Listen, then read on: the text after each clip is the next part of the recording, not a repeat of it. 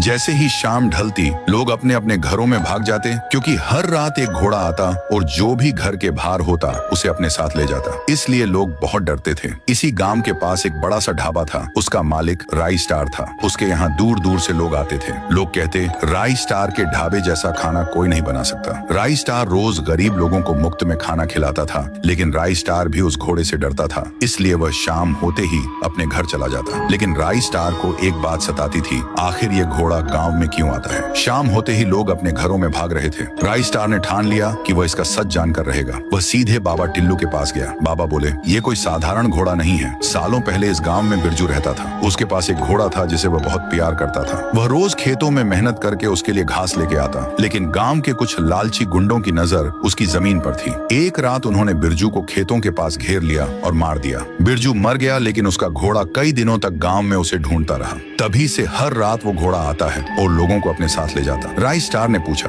इसे रोके कैसे। बाबा टिल्लू बोले, ये कभी नहीं रुकने वाला और इसकी अमावस की रात डबल हो जाएगी। यह सुनते ही राई स्टार के पैरों तले जमीन खिसक गई। लेकिन बाबा ने धीरे से कहा, एक बात याद रखना, वो घोड़ा किसी बेगुनाह को हाथ नहीं लगाता। यह बात राई स्टार के दिमाग में बैठ गई। अगर घोड़ा बेगुनाहों को नहीं ले जाता तो फिर गांव से गायब हुए लोग कौन थे। अगले दिन गांव में डर और बढ़ गया, क्योंकि अमावस आने वाली थी। लोग घरों में ताले लगाने लगे। राई स्टार ने तय किया कि वह इसी शाम गांव से भाग जाएगा। शाम होते ही गांव में डर फैला हुआ था। राई स्टार भी डर से जमा हुआ था। तभी राई स्टार गांव से भाग जाता है।